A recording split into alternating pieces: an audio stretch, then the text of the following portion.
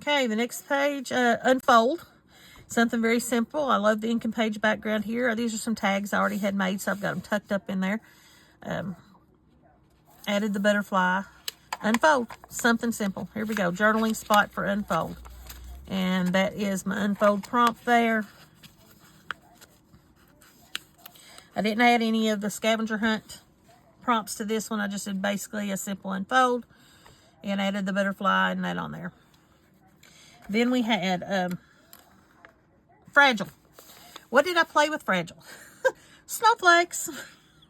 Snowflakes are fragile. So I did a snow day. I cut out some images, then pasted them together. So I just did a snow scene. So which was sort of ironic because, you know, we have this snowstorm and stuff come in, and this was done the day before all that started. So I thought that was sort of funny. But there's my fragile page. Day 17. It's supposed to be January 17th, but like I said, I've already completed all of them. But there's my fragile. And then bright. Very simple. One of the scavenger hunt prompts was something through a keyhole. So I drew a keyhole.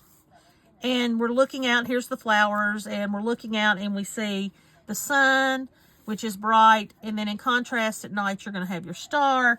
And I did, it was already a silver star, but I did some glitter pen on it to make it even more bright. Then I had a bubble page, very simple. Good background page. I drew bubbles. And so I'll be able to add more to this later on. The next one was tissue.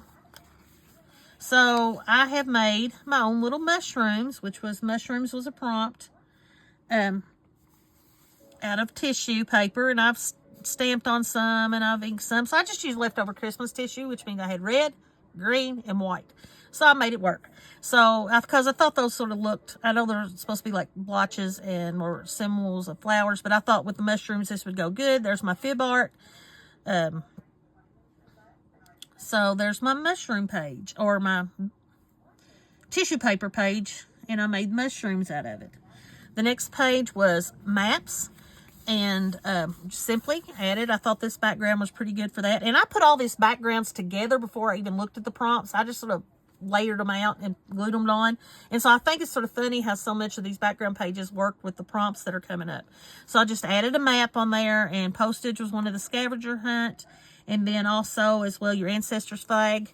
My maiden name is Stull, which comes from the German side, which is Stuhl. But we also have some people from Poland, so I did a Polish flag. Let's be honest, most of us have ancestors from all different countries, so I just sort of picked a simple that. And I can build on that page more with it being red and white. Did a little Dutch postage stamp on there. Then we had repeat. Now, you're going to say, what is repeat? I kept this one very simple. One of the prompts was jelly prints. This is one of my magazine jelly print pages I had. Another one of the scavenger hunt prompts was emojis. So, my disappointed emoji. I repeated my disappointed emoji there. And so, that's what I've done with the repeat page. Something simple, and I'll be adding more throughout the year, whatever I decide. This basically is going to be a journal for me. I'm going to do my stuff. I've never really sat down and done that.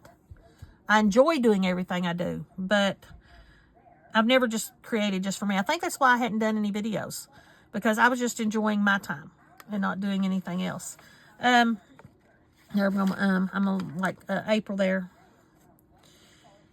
Then newspaper was the next one. So I have a piece of newspaper there as a flip up, which goes into the frame. And this is a pocket that something can be stuck in later. This was an Inking page, like an old book cover, but I loved it. So I've got my frame going on there. And I did the newspaper as a flip up. And of course, there's so much more that can be done on this page. All right. I'll catch y'all later.